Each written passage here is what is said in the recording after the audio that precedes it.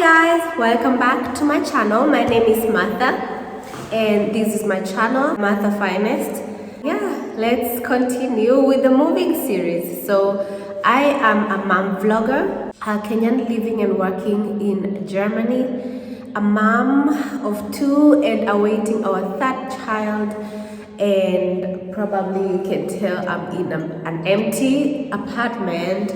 That's the reason why we have decided to move into a bigger apartment as the family is growing. So yeah, I do videos on beauty, lifestyle and family, and today I'm going to talk a little bit about how we got an apartment here in Munich.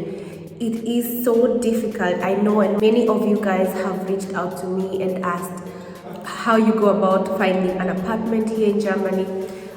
I'm so sorry if you can hear echo. So I am actually here on an appointment. We haven't yet moved in. Whenever we have an appointment in this place, we have to ask for the keys from the caretaker because the apartment has not yet officially been handed over to us. So I'm here waiting for Techniker. I'm waiting for someone who's coming to fix something. And yeah, that's why I'm here. I'm so sorry. I could have been in the other apartment. That is a whole lot of chaos. But I hope this is still going to work. So a lot of you guys have told me that they had a really tough time looking for an apartment in Munich. This is the case in very many cities, and a lot of people have been forced to move outside the city, or rather even moving away from the city, moving to another city, moving to another state even. I hope this video is going to be helpful in one way or another to one person or another. So first and foremost, when you are trying to find an apartment, you need to ask yourself where you want to live, how much space you need, and how much you can be able to pay for your living, for your apartment, for living. Yeah, we live in the outskirts of Munich. We do not live in the city. We live in the outskirts and we love it here because you have a bit of everything. When you're trying, like where we live, when you try to get to the city, it's like 15 minutes by train, and it's like a one-way. You don't have to like change trains or anything. You just sit in the train comfortably and you're there in like 15 to 20 minutes. Very chill. It's perfect. And then when you need nature, we live in a very green area, very calm, very peaceful. And when you're trying to, go more into the nature, it is like you have to move outside, like where we are, in the other direction, to the mountains, all that, to the sea, whatever, right? To the lakes. I guess that's what I meant. So we live in a very strategic place. I can only recommend that you don't always have to live in the city. I know the city is attractive to many people because you have great connections with the public transport. Some people like the hustle and bustle. Some people just like that busy environment. But then I feel like if you have a family, it is really nice to be in a place where it's peaceful, Anyway, of course there are some peaceful spaces also inside the city, but that's what I'm saying. So anyway, you also have to find a place that is affordable. Munich is it the most expensive city in Germany or one of the most? It's crazy expensive. The market here, the real estate market here is on another level. If you are flexible work-wise, you would maybe prefer to look in other cities that are a bit more affordable than Munich. So where do you find an apartment? Where do you even start? Where do you even start? Okay, now you're in Germany. Where do you begin? Where do you start looking for an apartment? So there are several websites where you can go to, right? Like everybody knows Google is a place to look for anything. So you just Google apartment. But there are some websites that are helpful. I'm going to tell you some of them. You can check Immowelt. You can check Immobilien Scout. You can check eBay Kleinanzeigen. Yes, I know, I said eBay Kleinanzeigen. Sometimes some people put apartment links there. There is Immobilo. There is also wgsuche.de. This one is like a shared apartment kind of a thing. Studenten-WG, this is the shared apartments for students. One of the easiest places to find or rather one of the easiest ways to find an apartment is through vitamin C, guys, vitamin connections. For example, if you have a friend, a friend or two, you can tell them to let you know in case they hear of an apartment that's getting empty, or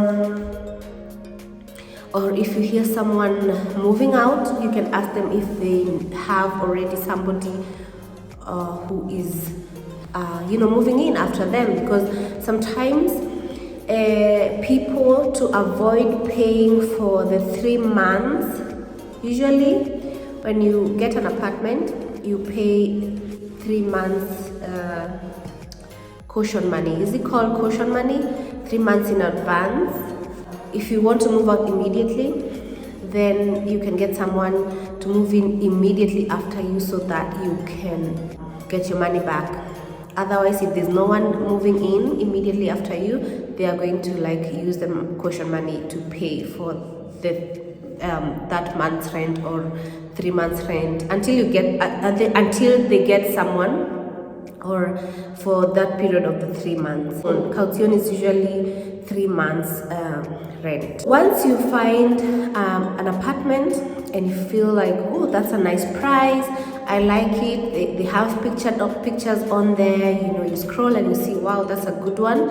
You can find the contact of whoever has advertised that particular apartment and write them a nice message.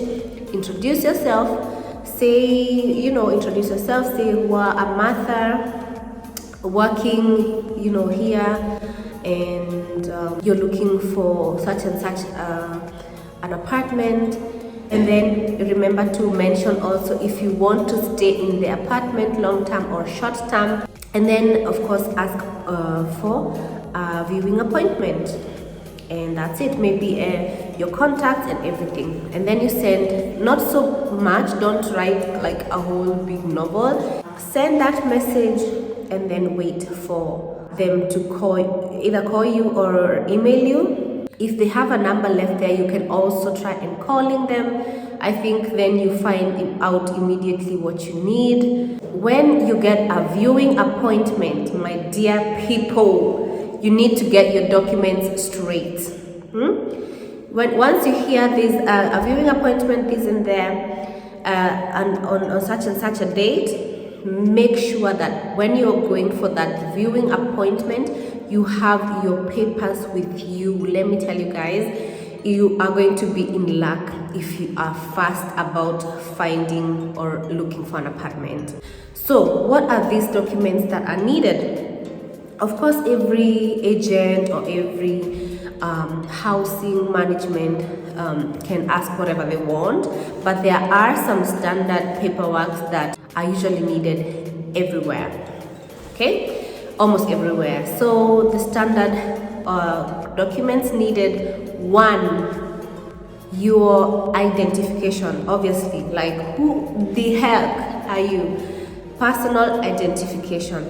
Secondly, proof of funds. They want to see 3 months proof of income, you know, the previous 3 months proof of income, like salary or bank statement. The third one, most of them ask for credit rating information. This is Schufa record, Schufa Auskunft. So this is where they check whether you are financially reliable. Yes, because there are some people who are so deep in debt that obviously the owner of the apartment sees that and it's like, this person is not going to be able to pay me my rent, so bye. Then there's renter's self-declaration. So you can get this from your current house management. It is also called Mieter-Selbstauskunft. And the other one is Mietschuldenfreiheitsbescheinigung. This one you can also get it from your current housing management or your current landlord. You can ask them to, you know, sign some paperwork for you showing that you have been paying your rent and that you have no debts with your, you know, you've been paying your rent reliably. Those people who just came to Germany and maybe you are au pair. I know au pair is a topic that I have mentioned a lot, or rather here and there on my channel, because I came to Germany myself as an au pair. Yes, after my au pair year, I did my social year, and I was lucky that, or rather I was looking for a place that has accommodation, that offers accommodation. So the hospital where I did my social year, they had accommodation for people like me. So I did the bufti, and I had my own little bed sitter in the students', you know, high-rise apartment building, and we used to pay a little bit more than 100, which was super affordable. And on top of that, I think I used to get like around 500 euros, which was a big change from the amount you get as an au pair, because you get less than 300 or about 300 when you're an au pair. Of course, when you're an au pair, you have accommodation, you have food. I mean, heck, you have company, you're not alone. So, of course, when you have your own small space also, it's nice. So, make sure that when you're moving as an au pair from that year of au pair to, for example, social year, or you want to do an apprenticeship, you can, while you're applying for those places, make sure you ask whether they offer accommodation. This is going to be so helpful. After my social year, I did my nursing. I went to nursing college. The hospital where I did my social year, they offered nursing. So I continued staying in my bedsitter. There are also companies, after you're done with school and studies and all of that, there are companies that you work for that also have living arrangements. Yeah, there are some people who there's some companies that have apartments or houses to rent. It's important to find out this, because sometimes looking for apartments in the private market is so difficult. Plus, if you're working for a company, they will not discriminate against you, because they will be more fair to you. They will be more fair to you. They might not discriminate you as much as in the private market, because I mean, heck, they have employed you. They want you to work for them, and sometimes when they offer you accommodation, it means that you would not have a reason, at least not a housing reason, to move away from that particular company. As for us, yes, that's the case with us. The company that or rather the hospital we work for, has diverse living opportunities, apartments that they offer varying in different sizes and this and that. And also when companies or whatever or such things, when they offer you apartments, it is obviously a little bit below the market value, so you are also in luck a little bit there, because they are not going to be as expensive as in the private real estate market. But of course that would mean that you are going, so as long as you live in that apartment, you have to be a worker by them. You have to be one of their workers. So if you ever changed the Arbeitgeber, if you ever changed the company you're working with, then you would need to also move. But I think everybody does their things how they want. Obviously we would have to look for an apartment or a house somewhere else if we decided to move out of this area or this company. Right. There are also some criteria that they look at, obviously, when giving someone an apartment. You know, you can't just, I don't know what to say. For example, it would not be logical for example, right? There are like 3 families or 5 families that applied for example, right? I'm sure there were probably more people who applied for this particular apartment that we got. Let's say 10 people or 15 families applied for this apartment. There are obviously criteria that they look at to decide whether or not who to give this apartment. So there are points, right? So first of all, we are already a family of 4.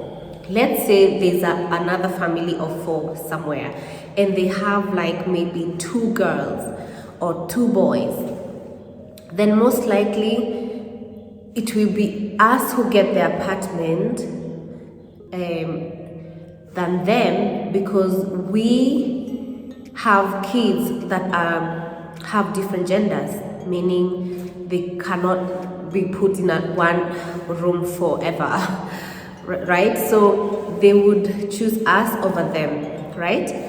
And also, if let's say we are a family of 4 with a girl and a boy, and there's another family that has a girl and a boy, we would still be chosen over them because we are expecting another child, you see. Plus also the number of years that you have worked in that particular company plays a role. So Jay and I have been in this company for over 10 years. So that plays a role as well. But sometimes, of course, there are some people who have medical issues or one reason or the other that would make them also have priority over us because we do not have that. Yes. So sometimes it's luck, sometimes it's, I don't know, you know, there are so many things that people look at. Sometimes you might wonder, why did that person get that apartment and I didn't? And you never know. So what you also need to have is patience, because let me tell you something. Like when I was in that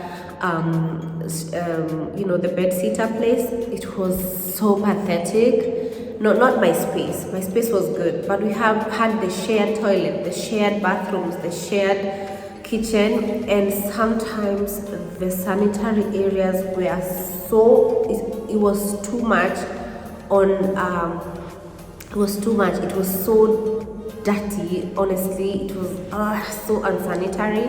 I needed to move so fast. So I kept applying and I kept applying for another space. It was always, I always got rejected. I don't know why. Probably they were thinking, I mean, she's still so young. Why does she want to spend so much money on housing and yet she's not even making that much? Yeah, so I always got a no, but I never gave up. But I remember when I was like done with nursing, and then we applied, we just out of nowhere applied together with Jay. Then we got a place, as in, I don't even know. And then, you know, since then when I got pregnant with our firstborn, then we applied for an apartment outside, like in the private market. It was amazing. Obviously it was way more expensive, like way more expensive than we used to pay, you know, when we were living in the company apartment together with Jay, with the 1 bedroom. So this one had like 2 bedrooms. It was so good.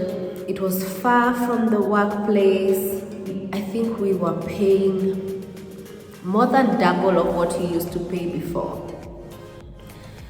But yeah, it was in the private market. We searched online obviously for that apartment. We also got it. We were so lucky. We also got it, and we lived there for, I think, until Jazzy turned 5 months. Until Jazzy turned 5 months, and then we came. We got out of there because we had, first of all, we had one crazy neighbor who was like, he literally could not even shower after 10 p.m. because it's too loud for him downstairs. Like really, when we used to have a baby shower or a birthday party, he would complain so much that we are so loud, that there are people smoking at the balcony. Nobody was smoking at that time at the balcony. It was a huge lie. But as much as the owners of the apartment we were living in, you know, had rights, that guy downstairs had also rights because he owned the apartment he was living in. So they had the same rights as the owners of the apartment we were living in. And we had amazing landlords. They were so sweet, and they were very sad when we decided to move. But we decided to move because of various reasons. The amount of time that Jay was spending going back and forth to work was crazy. I mean, over time it started making no sense. So we decided to move back to at least near where we work. So that's what we decided to do, because then we would also spare the time that he is using driving back and forth. Plus, it was the area we were at was quite remote, meaning that when Jay was away with the car, I either had to walk such long distances to get to the train station, or be stuck at home for long, you know. Yeah, we were lucky. We got a 2-bedroom again with the company back here, saving a lot on the transport, and obviously it was also a bit more affordable. It was a bit cheaper. Yes, so that's where we have been living until now. So the only reason we moved out of there is because of our growing family. Otherwise, it's an apartment that we have dearly loved. So guys, we are still packing up in our old apartment, and I'm going to take you through that. It's a series. So yes, so the next video you're probably going to watch on my channel is of us packing up and moving. We are moving this week. Oh my god, I'm so freaking excited. I'm so excited. Yeah, I'm excited. So thank you so much guys for watching this video. I hope it was helpful, and I hope that if you are looking for an apartment, that you are going to be lucky, and that you're going to be fast about it, that you're going to have your documents ready, all of that. And I wish you so much luck, and I wish you God's blessings, and I'm going to see you guys on my next video. Bye.